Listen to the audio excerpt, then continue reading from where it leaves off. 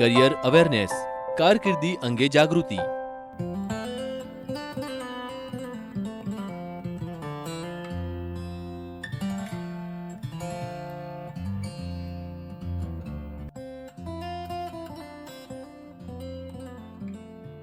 मेरा नाम है PH बख्शी।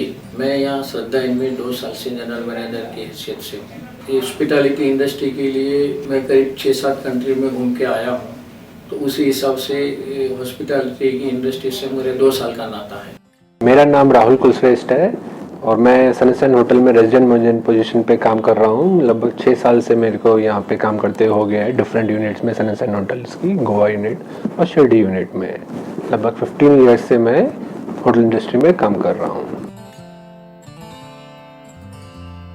हॉस्पिटैलिटी इंडस्ट्री बड़ी यूनिक इंडस्ट्री है और बहुत इंटरेस्टिंग इंडस्ट्री है। इसके अंदर अगर राइट पर्सन जाता है, डेडिकेशन से काम करता है, तो उनके लिए जैसे बोलते हैं स्काइज लिमिट, ऐसा इसके अंदर है। और ये बड़ी इंटरेस्टिंग इसलिए है कि डे टू डे नए गेस्ट आते, नया प्रॉब्लम होता है, नया सॉल्यूशन होता है, कि अगर आदमी इंटरेस्ट से काम करेगा तो स्टीवर्ड से बन के GM तक जा सकता है, ओनर भी बन सकता है। हॉस्पिटैलिटी इंडस्ट्री का अभी जहाँ तक ग्रोइंग का सवाल है, तो अभी मार्केट में इतना डिमांड है कि government of India, government of Gujarat, government of Bharat, मतलब ऑल स्टेट की गवर्नमेंट टूरिज्म को सपोर्ट कर रही है।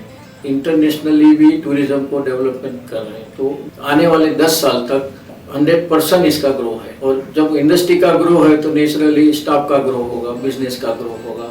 तो जहाँ तक अपॉर्चुनिटी का सवाल है स्टाफ के लिए, वो भी बहुत ज़्यादा है, यू कैन से अनलिमिटेड। हर एक होटलों में आप देखेंगे तो पोजीशंस नई नई इम्प्रूव होती जा रही हैं, क्योंकि नए नए होटल्स मार्केट में आते जा रहे हैं।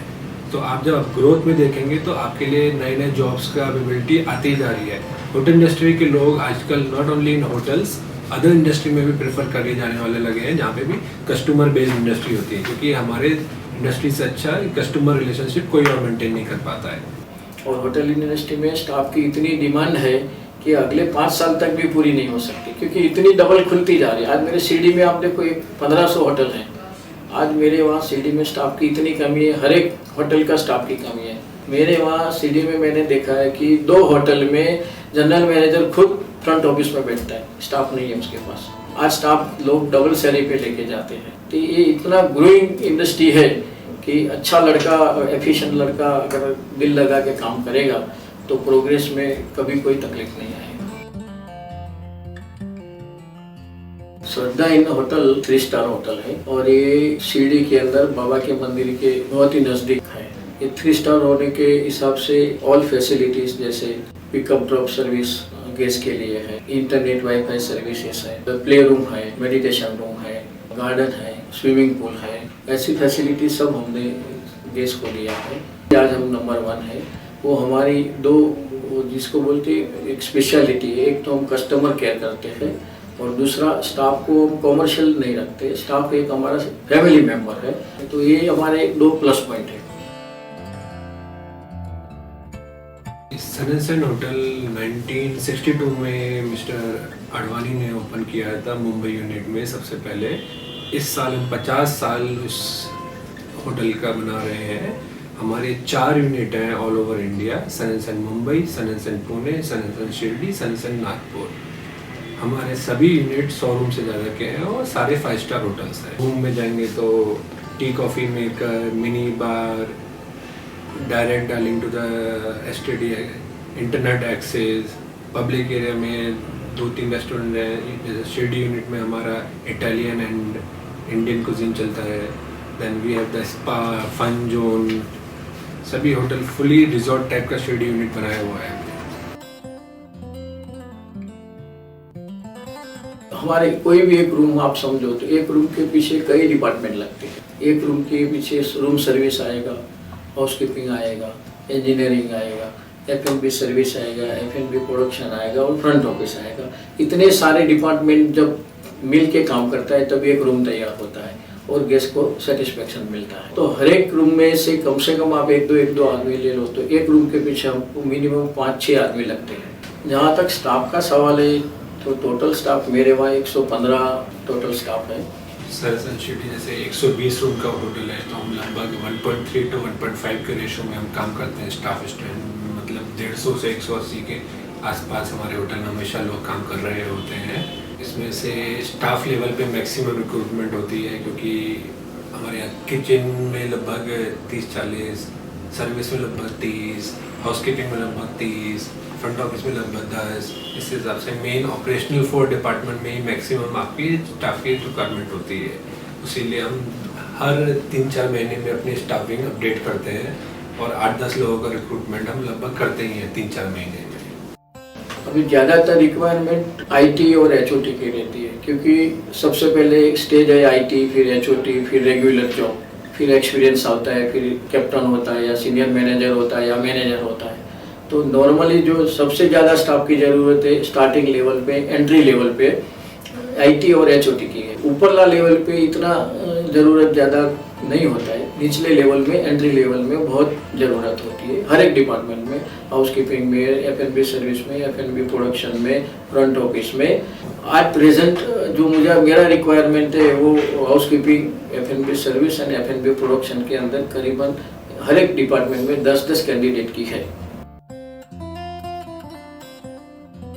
तो ये इंडस्ट्री का सबसे पहले 2 रिक्वायरमेंट है, एक तो इंग्लिश मस्ट, दूसरा कंप्यूटर नॉलेज। अभी ऐसा नहीं है कि सब लड़के को इंग्लिश मस्ट और कंप्यूटर नॉलेज होना चाहिए, मगर ये प्रिफरेबल है। समझो कि फ्रंट ऑफिस में अगर किसी को जाना है तो इट इज़ कंपलसरी है। जब अगर इंग्लिश नहीं आता है तो फ्रंट ऑफिस में वो रह नहीं सकता। बाकी के डिपार्टमेंट जैसे हाउसकीपिंग है, एफएनबी सर्विस है, प्रोडक्शन है, तो उसके अंदर क्या है कि एटलीस्ट ही कैन अंडरस्टैंड, इतना इंग्लिश तो उसको आना चाहिए कि गेस्ट क्या बोलता है और वो क्या समझता है। अगर उल्टा हो जाएगा, गेस्ट क्या बोलेगा और क्या समझेगा, तो वो काम नहीं कर सकता है। इसलिए बाकी के डिपार्टमेंट में इंग्लिश का नॉलेज अंडरस्टैंड है इतना तो होना ही चाहिए। अगर आगे सीखता है तो that is well and good. क्या अच्छा जो गेस्ट डीलिंग आता है मैक्सिमम लोग इंग्लिश में बात करते ही हैं, तो अगर आप फ्रंट ऑफिस हो गया, एफएनबी हो गया, तो डेफिनेटली हम देखते हैं हम इन फ्रंट की थोड़ा सा वो अंग्रेजी बोलने के लिए अच्छा हो, क्योंकि मैक्सिमम लोग आजकल गेस्ट अंग्रेजी में ही बात करते हैं। तो हम ट्राई करते हैं कि उसमें कम्युनिकेशन, अगर मैं बैक एरिया किचन विचन में हूँ तो मैं एक बार को इंग्लिश कम्युनिकेशन नहीं देखता हूँ, ज़्यादातर मैं उसका फिर काम देखना शुरू करता हूँ।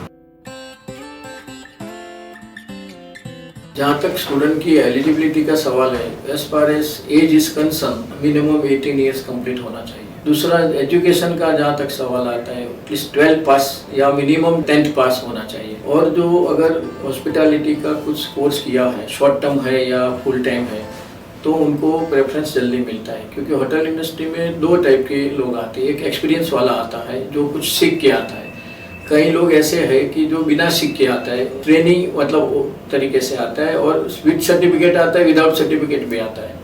तो अगर हमको जब सिलेक्शन करना है तो हम विद सर्टिफिकेट जो कोई आया है या 3 मंथ्स का है, 6 मंथ का है, तो उसको हम प्रेफरेंस देते हैं।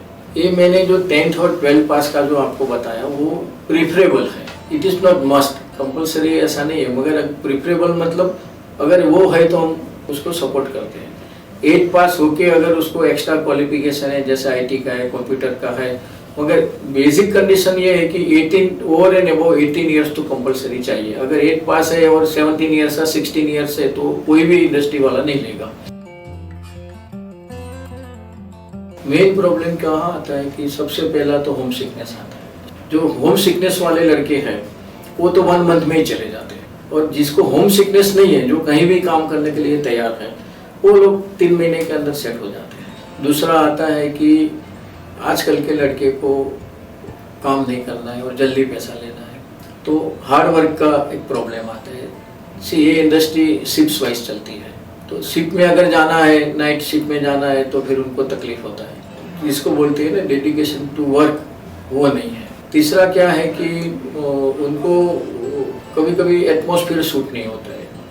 समझो कलकत्ता से आया, आसाम से आया और शिरडी में आए, तो उनको एनवायरनमेंट नहीं जमता है। वो लोग यहाँ की लोकल लैंग्वेज के साथ सेट नहीं होते, लोकल लोग के साथ मिल नहीं सकते, तो थोड़ा लैंग्वेज प्रॉब्लम भी आता है। और हमारे वहाँ पूरा इंडिया का हर एक स्टेट का आदमी है जो एजुकेशन पूरा करके इंडस्ट्री में आते हैं।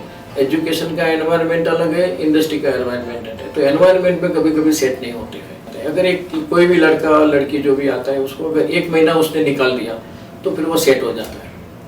जब भी कोई नई जगह ज्वाइन करता है तो उसके लिए बिल्कुल ही नया माहौल होता है और सब कुछ बिल्कुल नया नया ऐसा होता है, कुछ समझ में नहीं आ रहा होता है कि क्या कैसे हो रहा है, तो थोड़ा सा अनकंफर्टेबल फीलिंग ज़रूर आती है हर किसी के लिए। मेरे को भी आई थी जब मैंने ज्वाइन किया था, और मैंने जितनी बार ज्वाइन किया है तो धीरे धीरे 1-2 महीने 3 महीने में बिल्कुल सेटलमेंट सा हो जाता है और फिर वो जगह अपनी सी लगने लगती है और ऐसा लगता है कि हाँ यही जगह है। जितना लंबा आप समय वहाँ पे बिताएंगे उतना ही लोगों को जानने लग जाएंगे, उतना ही ईजी आपके लिए हो जाएगा, क्योंकि मैन बेस्ड इंडस्ट्री है, बहुत सारे लोग काम कर रहे होते हैं, डिफरेंट कल्चर के, डिफरेंट नेचर के काम कर रहे होते हैं। जैसे जैसे आप लोगों को जानते लगते हैं वैसे उतना कंफर्टेबल होते जाते हैं। जैसे जैसे कंपनी पॉलिसीज़ को जानने लगते हैं कंपनी के साथ कंफर्टेबल होते जाते हैं। जैसे जैसे जितना लंबा समय आप काम करेंगे एक होटल में उतना ही आपके लिए ज़्यादा अच्छा रहेगा। जब हम सिलेक्शन करने बैठते हैं तो सीनियर लेवल पे हम बहुत कुछ पूछते हैं, बहुत ही सब्जेक्ट का डीप क्वेश्चन आंसर करते हैं। तो एंट्री लेवल के ऊपर हमको इतना रिक्वायरमेंट नहीं है। एंट्री लेवल पे हम खास देखते हैं कि उनका जो कम्युनिकेशन स्किल कैसा है, उनका ग्रूमिंग कैसा है, कैसा लड़का तैयार होके आता है, कैसा नहीं आता है। क्योंकि अगर वो इंटरव्यू के टाइम पे भी ऐसा नहीं आएगा तो फिर वो नेचुरली रहने वाला ही नहीं ग्रूमिंग में। उनका कॉन्फिडेंस लेवल क्या है, क्योंकि आफ्टर ऑल ये सब बात कॉन्फिडेंस लेवल पे जाती है। अगर गेस्ट कुछ पूछेगा और घबरा जाएगा तो गड़बड़ हो जाएगा। इसलिए कॉन्फिडेंस तो सबसे पहले होना चाहिए। कम्युनिकेशन स्किल बहुत अच्छा होना चाहिए। उनका जो कन्विंसिंग पावर, क्योंकि कभी कभी क्या गेस्ट को कन्विंस करना पड़ता है, उसको कोई भी लेवल में हो गेस्ट को तो कन्विंस करना ही पड़ता है। तो कन्विंसिंग पावर भी हम उनके अंदर देखते हैं। दूसरा, नॉलेज कितना उसका। अगर एंट्री लेवल पे एक निचला लेवल पे उनको जो अंडरस्टैंडिंग है इतना अगर नॉलेज आता है तो फिर बाकी का तो हम ट्रेनिंग देके उसको ट्रेन कर देते हैं। मगर कुछ भी नहीं आता है तो फिर ट्रेन तो हो सकता है, मगर समझो ये स्टूडेंट आएगा तो 1 महीना लेता है, वो 2 महीना लेगा। तो नॉलेज भी एक जरूरी चीज़ है, सब्जेक्ट का पूरा उसको होना चाहिए। दूसरा, उनका हम जब बातचीत करते हैं तो उनका नॉलेज के साथ साथ हम बिहेवियर भी देखते हैं कि भाई कैसा बिहेवियर है, कैसा उसका एटीट्यूड है। उसका फैमिली बैकग्राउंड भी हम देखते हैं कि कौन से बैकग्राउंड से आता है। और जब बातचीत करते हैं तो उनका द वे ऑफ थिंकिंग हमको पता चल जाता है कि भाई ये काम करेगा या नहीं करेगा। तो उनका जो काम करने का विलिंगनेस है वो भी हम देखते हैं। कभी कभी मेरे इंटरव्यू में ऐसा आया है कि भाई मेरे पिताजी ने भेज दिया इसलिए मैं आ गया हूँ, ऐसा आंसर भी मुझे दिया है। तो हम विलिंगनेस भी देखते हैं कि भाई उनको रियली काम करना है कि ये टाइम पास करने के लिए आता है, वो हम ज़्यादा देखते हैं। ओवरऑल एक पैकेज देखते हैं उस आदमी में, उसकी ग्रूमिंग से लेके उसका बोलचाल का व्यवहार, उसका बात करने का तरीका, उसका मतलब काम करने की कितनी उसकी झील है, उसका क्या बैकग्राउंड है, कहाँ से वो आया है, मतलब ये सब चीज़ें हम उसमें देखते हैं। उसके बाद उसके लिए हम डिसाइड करते हैं कि वो हमारे लिए फिट बैठेगा या नहीं फिट बैठेगा। एजुकेशन वाइज डिफरेंट डिपार्टमेंट में हम डिफरेंट तरीके से लेते हैं। फ्रंट ऑफिस में हम ट्राई करते हैं होटल मैनेजमेंट पासपोर्ट किया हुआ आदमी हमारे यहाँ काम करे। F&B में हम ट्राई करते हैं कि लगभग 12th एंड अबव इस थिंग। देन हाउसकीपिंग में हम 8th से अबव हम ट्राई कर लेते हैं, हम लेना शुरू कर लेते हैं। बेसिक हम ये देखते हैं not only the education, it's more कि हमारा उसका आदमी का एटीट्यूड सही है, हार्ड वर्किंग हो, आगे हमारे लिए हमारे साथ 2-3 साल के लिए काम कर सके। ये मिला जुला हम उसको नॉट ओनली एजुकेशन के हिसाब से एक मिला जुला एक देखते हैं। ग्रूमिंग डेफिनेटली एक बहुत बड़ा एस्पेक्ट है किसी की पर्सनैलिटी को रिफ्लेक्ट करने के लिए। आप जब जा रहे हैं तो आप तो सामने वाला जो आपको पहली बार देख रहा है उसके लिए आपको पसंद करना ना पसंद करना एक बार आपकी ग्रूमिंग पे बहुत ज़्यादा इम्पोर्टेंट रोल प्ले करता है। आप कैसे अपने आप को वेल ग्रूम्ड होके जाते हैं या फिर आप बिना कॉम करे चले जाएं तो डेफिनेटली सामने वाला आपको पसंद नहीं करेगा। बिना प्रेस करे हुए कपड़े पहन के जाएं या कुछ भी पॉलिश शूज नहीं जाएं, केवल स्लीपर में चले जाएं तो जो आप पहली बार जिससे मिल रहे हो, जिससे आप सोच रहे हैं कि जॉब में मुझे जाना है, डेफिनेटली आप अपना बेस्ट दें। जब स्टूडेंट को इंटरव्यू में जाना है 2-3 चीज़ का सबसे पहले ध्यान रखना है। एक तो उनका एकदम ग्रूमिंग अच्छा होना चाहिए। दूसरा, उनके साथ उनका जो भी एजुकेशनल क्वालिफिकेशन सर्टिफिकेट है वो सब रखना चाहिए।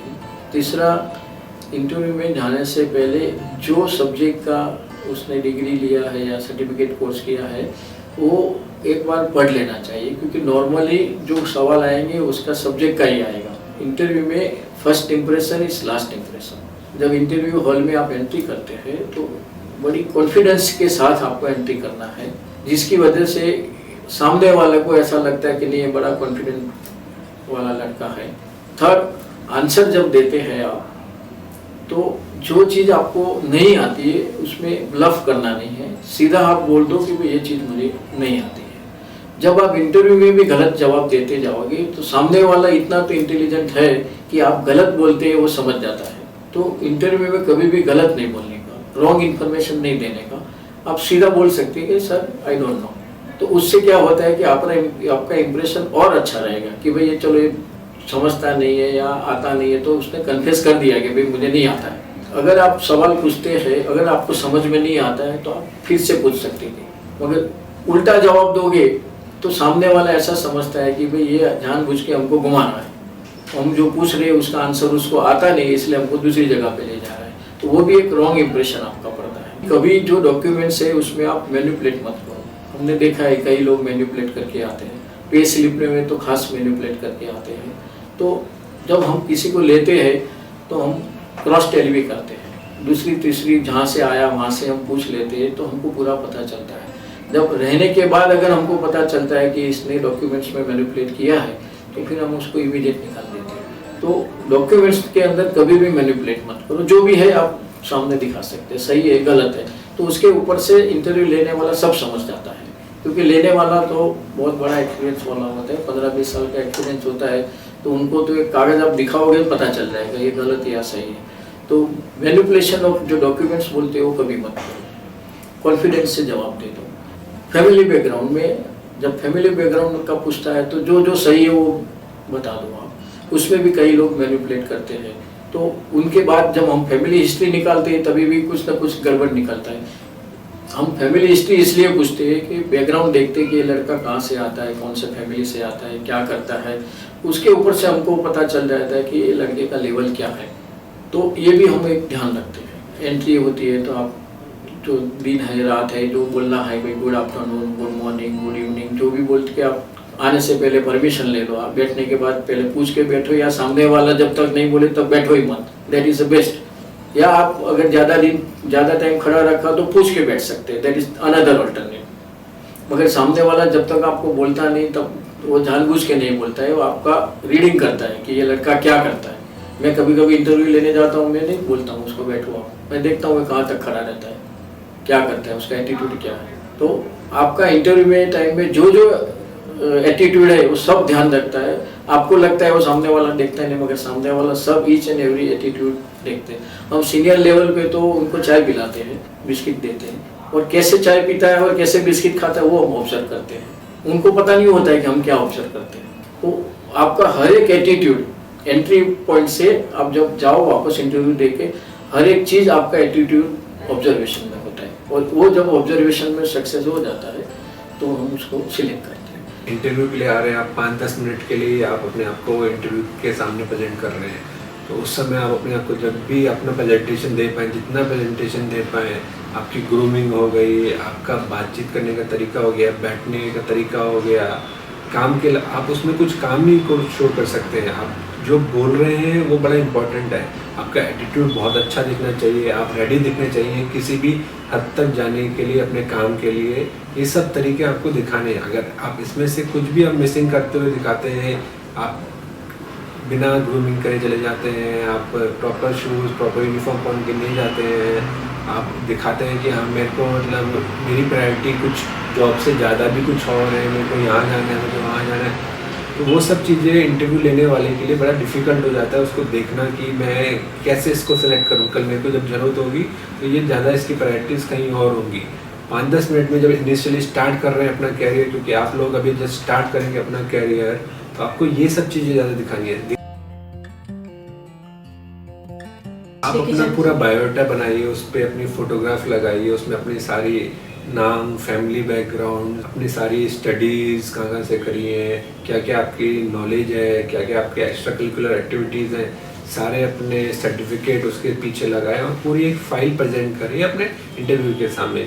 वही आपका टोटल पैकेज है। तो डॉक्यूमेंट्स का अंदर आपको इंटरव्यू में जाने से पहले तैयारी ये करना है कि सबसे पहले तो आपका 2 फोटो चाहिए प्रिंट, उसके बाद आपका रेसिडेंट प्रूफ लेना। रेसिडेंट प्रूफ के अंदर आपका कुछ भी चलेगा, वोटिंग कार्ड चलेगा, लाइसेंस चलेगा या राशन कार्ड चलेगा। उनके बाद आपका जो जो क्वालिफिकेशंस एजुकेशनल सर्टिफिकेट्स हैं वो आपको साथ में रखना है। दूसरा एक्स्ट्रा एक्टिविटीज़ है आपका, वो उनका सर्टिफिकेट रखना है।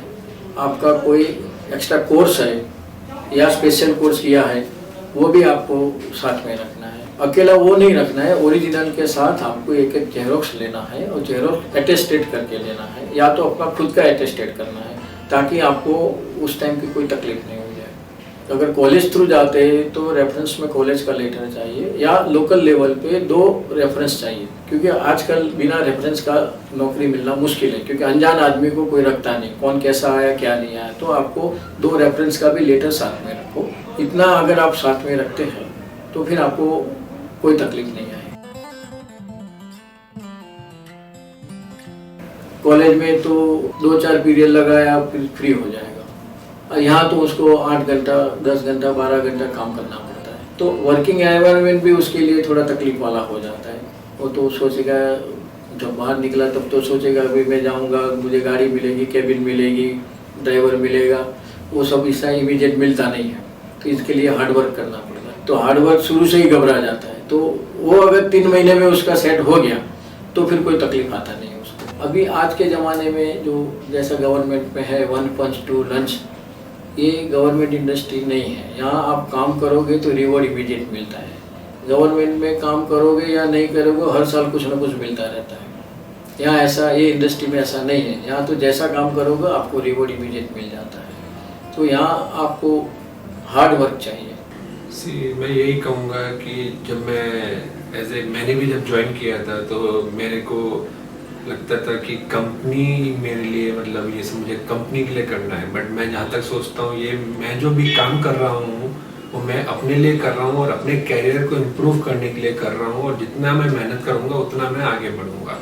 तो उसी हिसाब से जब जैसे जैसे थिंकिंग चेंज होती है, आदमी उसी हिसाब से अपना जो भी आप मेहनत कर रहे हैं, जितना आप एटीट्यूड ले रहे हैं, जितना आप एफर्ट ले रहे हैं, जितना हार्ड वर्क कर रहे हैं, उसी से आप आगे बढ़ रहे हैं, और आपके हार्ड वर्क से कंपनी भी आगे बढ़ रही है।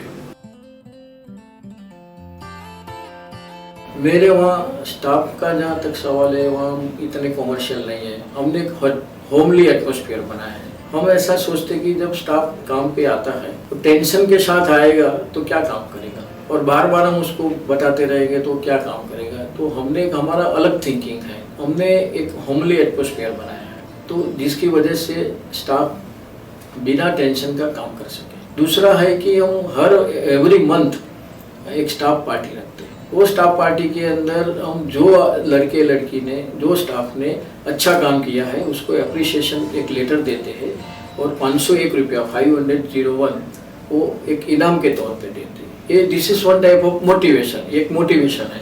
तो 12 महीने ऐसा हम हर एक मंथ पार्टी करके बाद में end of the year best जो है सबसे बेस्ट उसको एक अलग इनाम देते 5001। तो वो एक मोटिवेशन होगी। दूसरा हम रेसिडेंट फ्री देते हैं और मील भी फ्री होता है। मॉर्निंग टी, दोपहर का टी, लंच, डिनर सब फ्री होता है। स्टाफ क्वार्टर में हमारा 24 आवर्स इलेक्ट्रिसिटी है, 24 आवर्स पानी का अरेंजमेंट है। तो वो एक हम स्पेशल ध्यान रखते हैं। स्टाफ का जो फैमिली का प्रॉब्लम है या उनको कभी एडवांस चाहिए सैलरी तो हम वो भी दे देते। कभी बीमार हो गया तो मेडिकल भी हम पूरा देते हैं। हॉस्पिटल में अगर दाखिल करना है तो हमारा आदमी हॉस्पिटल में भी जाके उनको दाखिल करके हम एडवांस पैसा भी दे देते हैं। तो we are taking care as a family member. जब भी हम किसी सनसेट होटल में किसी को रिक्रूट करते हैं तो हमारे यहाँ कंपनी ने स्टाफ के लिए अकोमोडेशन बनाया हुआ है जहाँ पे वो रह सकते हैं। हम खाने में उनको फ्री मील्स देते हैं, on duty end of duty both meals रहती हैं हमारे यहाँ। और धीरे धीरे मतलब समय समय पे उनके लिए थोड़े बहुत एक्टिविटीज़ चालू रहती हैं, कुछ फंक्शंस चालू रहते हैं स्टाफ रिलेटेड, जिससे उनका मनोबल हमेशा आगे बढ़ा रहा है टुवर्ड द गेस्ट। और लड़की के लिए हम एक अलग सा एक रूम बनाए हैं सेपरेट, सेफ्टी के लिए, और उसके लिए हमने अलग एक वॉचमैन की भी व्यवस्था की है कि लड़की के रूम के अंदर आजू बाजू कोई लड़का जाएगा नहीं, तो लड़की हमारे वहाँ टोटल सेफ है। होटल में अगर लड़की को रात को लेट हो गया 9 बजे के बाद, तो हमारा गाड़ी उसको छोड़ने जाता है, उसके साथ एक वॉचमैन जाएगा और एक ड्राइवर जाएगा, गाड़ी में उनको छोड़ के वापस आएगा। तो लड़की का हम स्पेशल ध्यान इसलिए रखते हैं कि उनके माँ बाप हमारे भरोसे पे छोड़ के जाते हैं, तो ये हमारा जिम्मेदारी है उसको ध्यान रखने का। और ऐसा भी नहीं है कि भाई हाउसकीपिंग वाला फ्रंट ऑफिस में आगे नहीं आ सकता या फ्रंट ऑफिस वाला कहीं दूसरे डिपार्टमेंट में नहीं जा सकता। मेरे वहाँ 2 केस ऐसे हैं, मैं आपको बताऊँ कि मेरा फ्रंट ऑफिस मैनेजर जो है वो ITI पास हुआ है, फिर भी आज वो फ्रंट ऑफिस है। ये दोनों फील्ड टोटली अलग हैं, एक इंजीनियरिंग स्किल है और एक फ्रंट ऑफिस का है, फिर भी वो आज हमारा अच्छा संभाल रहा है। दूसरा केस है, मेरे वहाँ एक लड़की FNB की है, फ्रैंकफर्ट में से आई थी, वो बोली मुझे सर फ्रंट ऑफिस में जाना है। मैं बोला क्यों जाना है? बोले फ्रंट ऑफिस का सैलरी ज़्यादा होता है। तो मैं बोला फ्रंट ऑफिस का सैलरी इसलिए ज़्यादा होता है कि वहाँ इंग्लिश की ज़रूरत है, कंप्यूटर की ज़रूरत है, आप वो सीख लो, मैं आपको दे दूँगा। तो वो तैयार हो गई, उसने दे दिया। तो आज मेरे वहाँ वो सेकंड इन कमांड में है वो लड़की, और पूरा फ्रंट ऑफिस संभालती है। तो ऐसा नहीं है कि आप जो सब्जेक्ट में पढ़े वो भी उसमें भी आगे आ सकते हैं, आपका इंटरेस्ट अलग होता है तो उसमें भी आप आगे सकते हैं, मगर आपको स्मार्ट वर्क करना पड़ेगा, आपको डेडिकेशन के साथ काम करना पड़ेगा, हार्ड वर्क करना पड़ेगा, तब आप आगे आ सकते हैं। हमारे यहाँ बहुत सारे लोग ऐसे हैं जो जॉब के साथ काम करते करते पढ़ाई भी कर रहे हैं, और वो हमें टाइमली इन्फॉर्म करते हैं कि हमारे एग्ज़ाम्स डिस्टेंस लर्निंग एजुकेशन के थ्रू करते रहते हैं, और हम उनको सपोर्ट करते हैं। हम चाहते हैं कि हमारा स्टाफ और पढ़े और वेल अपनी नॉलेज बढ़ाए, और हमें बड़ा सपोर्ट करते हैं ऐसे लोगों को। पर्सनली अगर उनको कुछ फाइनेंशियली हेल्प भी चाहिए तो हम एक स्पेशल केस पे कभी कभी वो भी करते हैं। डिफरेंट अमाउंट की हमें मालूम रहना चाहिए कि इसका अभी 3 महीने बाद एग्ज़ाम है, तो उसी हिसाब से हम उनके लिए वेल प्लान्ड लीव अप्लाई करवा देते हैं, उनके लिए वहाँ पे एक सेक्शन बना के रखते हैं। और ये हम प्रमोट करना चाहते हैं कि स्टाफ हमारे साथ काम करे और पढ़ाई भी करता रहे, अगर पढ़ाई करने का शौक है तो डेफिनेटली। अगर आपको ज़िंदगी में आगे आना है तो 2 चीज़ का ध्यान रखो। एक तो नेवर से नो, कभी भी कोई काम की ना मत बोलो, क्योंकि when you are telling no that means you are giving chance to other. अगर जब आप ना बोलते हैं तो आप किसी और को चांस दे रहे हैं, क्योंकि कंपनी को तो काम करवाना ही है, आप ना बोलेंगे तो दूसरे से करवाएंगे। नंबर 2, आपकी डिक्शनरी में से बाद में पछी या लेटर ऑन वो काम करेंगे वो बात ही निकाल दो, वो वर्ड ही निकाल दो। अभी का काम अभी करो, अभी फिनिश करो। अगर ये 2 चीज़ आप बराबर ध्यान रखोगे तो आपके प्रोग्रेस को कोई रोक नहीं सकता। किसी भी चीज़ के लिए आपका एटीट्यूड होना बहुत ही इम्पोर्टेंट है। आपका कॉन्फिडेंस जैसे जैसे आप काम करने लगते हैं वैसे वैसे बढ़ने लगता है, जैसे जैसे नॉलेज आने लगती है बढ़ने लगता है, जैसे जैसे आपका बुकिश नॉलेज, आपका मतलब वर्किंग नॉलेज, दोनों का मिक्सचर जब आप होता है तो कॉन्फिडेंस धीरे धीरे बढ़ने लगता है। तो कॉन्फिडेंस एक ऐसी चीज़ है, माइट भी इनिशियली आपका बहुत थोड़ा लो क्योंकि आपने कभी काम नहीं किया, लेकिन एटीट्यूड आपका बिल्कुल क्लियर होना चाहिए कि मेरे को हार्ड वर्क करना है, मेरे को अपनी लाइफ में काम में बड़ा अच्छा महत्व देना है और बहुत ही आगे जाना अपनी लाइफ में। देखो 5 साल पहले ऐसा था कि होटल इंडस्ट्री मतलब वेटर, उसका कोई सोशल स्टेटस नहीं था। अब माँ बाप को बोलेंगे होटल इंडस्ट्री में जाना है, सीखना है, बोले नहीं वेटर नहीं बनने का है, तो वो कंसेप्ट आज नहीं है। आज इनका एक अलग स्टेटस है होटल इंडस्ट्री का, और ग्रोइंग बहुत है। और जहाँ तक एफिशिएंसी का सवाल है तो आप अपने एफिशिएंसी के हिसाब से पैसा कमा सकते हैं। तो मेरे हिसाब से तो रिस्पेक्टेबल, फन और ऐसा इंडस्ट्री जो है तो एक होटल इंडस्ट्री है। तो मैं भी एक और माँ बाप की तरह मैं भी माँ बाप में मतलब मैं भी पिताजी हूँ। जब मेरे लड़के ने मैंने लड़के को भेजा था कंप्यूटर साइंस सीखने के लिए, उसने अमेरिका में जाके मुझे बताया बिना होटल इंडस्ट्री में एडमिशन ले लिया। तो मैंने उनको उसी टाइम यही सवाल किया था, बेटा तेरे को अगर होटल में वेटर ही बनना था तो मेरा 10 लाख खर्चा क्यों किया, मैं तेरे को इंडिया में भी बना देता। तो उस टाइम मेरा भी एक कंसेप्ट ऐसा था। और मेरी लड़की आज हिल्टन होटल में लंदन में F&B मैनेजर है, और मैं खुद ही आज जनरल मैनेजर होटल इंडस्ट्री में। तो होटल इंडस्ट्री में तो अभी काफ़ी लोगों को आना चाहिए, ये बहुत बड़ा इंटरेस्टिंग इंडस्ट्री है। और इनका ग्रोथ भी बहुत अच्छा है। आपको जब पैसे का सवाल है तो पैसा आपको बहुत ही मिल सकता है इसके अंदर। तो मेरा तो सब माँ बाप को इतना विनती है, रिक्वेस्ट है कि आप अपने लड़के को होटल इंडस्ट्री में डालो। होटल इंडस्ट्री और वेटर वो कंसेप्ट ख़त्म हो गया, वो आज के ज़माने में वो कंसेप्ट नहीं है। जहाँ तक स्टूडेंट को इंडस्ट्री में आगे आने का सवाल है, मेरा कहना ये है कि होटल इंडस्ट्री में दो पोस्ट सबसे बड़ी है, एक तो एक ओनर और दूसरा जनरल मैनेजर।